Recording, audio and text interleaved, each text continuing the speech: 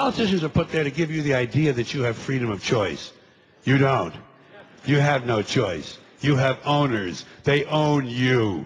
They own everything. They own all the important land. They own and control the corporations. They've long since bought and paid for the Senate, the Congress, the state houses, the city halls. They got the judges in their back pockets, and they own all the big all the big media companies. So they control just about all of the news and information you get to hear. They got you by the balls. It's the end of the world as we know it.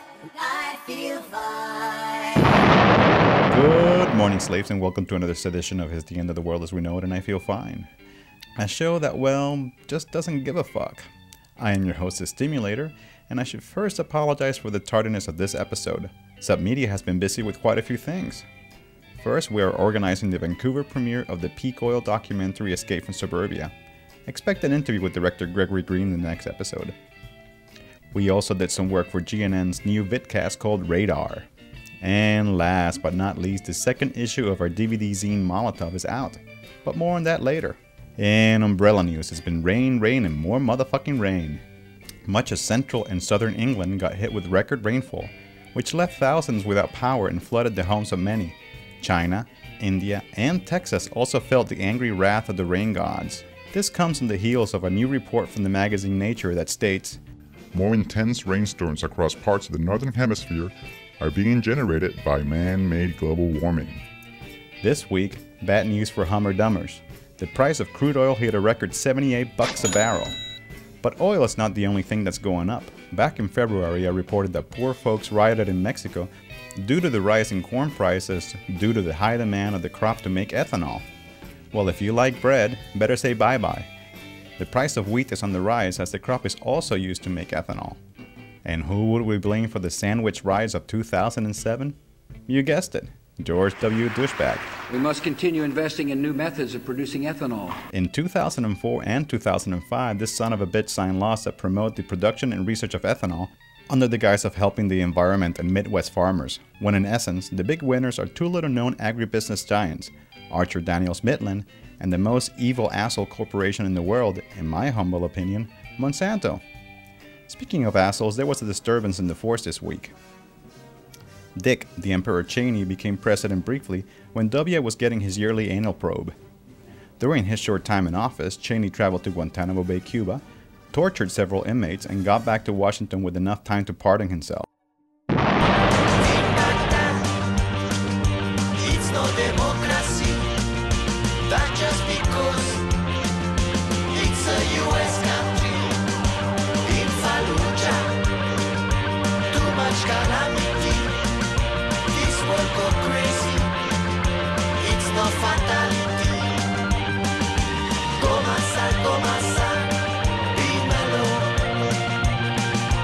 Go masal, be sharp. Well, it took us 2 motherfucking years to get this motherfucker done. But here it is, issue number 2 of subMedia's DVD zine Molotov.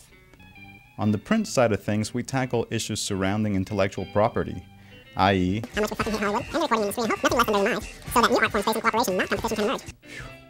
On the DVD side, well, I'll let the video speak for itself.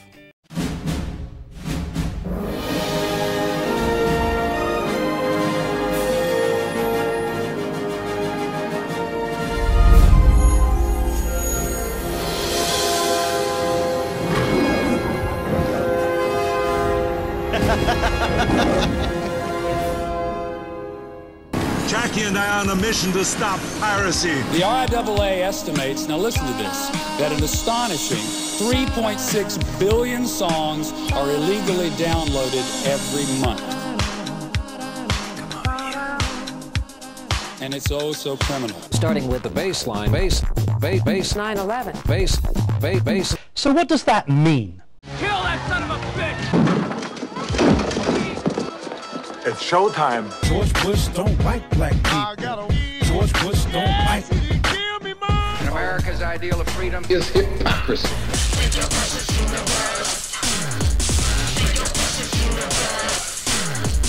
Council to government in guard against the acquisition of unwarranted influence, whether sought or unsought, by the military-industrial complex. We're sorry about that. I had a bit of an interruption here in the broadcast. We're going to take things right from the top. Molotov is available in hard copies or as an electronic download through our website, submedia.tv. It's important to note that the proceeds from the sales of Molotov go towards paying my rent. This week I spoke with Stephen Marshall of the Guerrilla News Network. Stephen is one of the few people out there on the left that is not afraid to take a swipe at Al Gore or to generally call Democrats on their bullshit. He recently wrote a book called Wolves in Sheep's Clothing, The New Liberal Menace in America. Hey Stephen, how the fuck are you? I'm good. It's cloudy in New York. When did the Democrats become such sellouts? It's not that the Democrats have become sellouts. It's that the kind of fear and trauma that gripped America after 9/11 has forced them into a situation of being reactive. They are no longer in a position, and they haven't been for many years, frankly, it's long before Clinton, but let's say beginning of Clinton, to be the true Democrats that they were. Because they're only getting elected if they're going to promise to fulfill the needs and wants of the elite. And that's not, and it's crazy to assume otherwise. Stephen Marshall, Al Gore, friend or foe? An Inconvenient Truth is really a very personal journey. It's a wonderful film that he's made. And it's really a personal journey into, his family's role in tobacco farming and then his sister's death from cancer.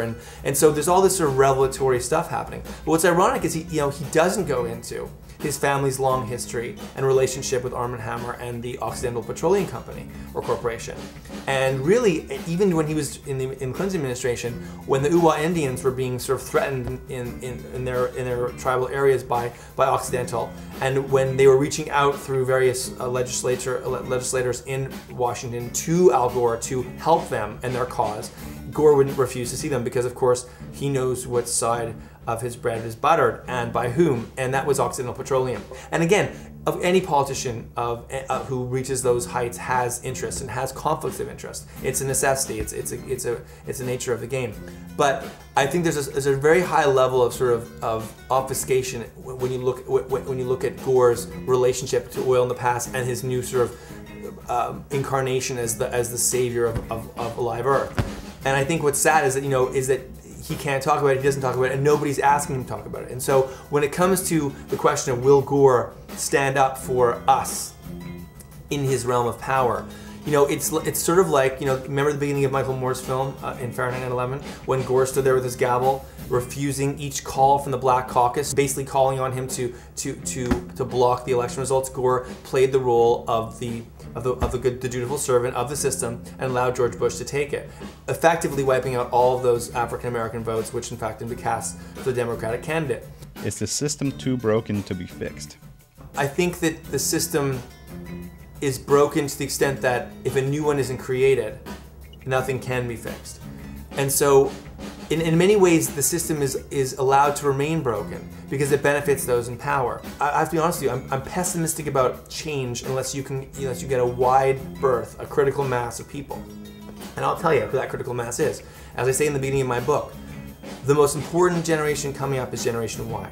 Generation X, that's my generation, we're actually a very small tier of the demographic strata. But Generation Y will be as large demographically, therefore representing as a percentage of population as the baby boomers. That's our parents' generation, that's Bill Clinton's generation.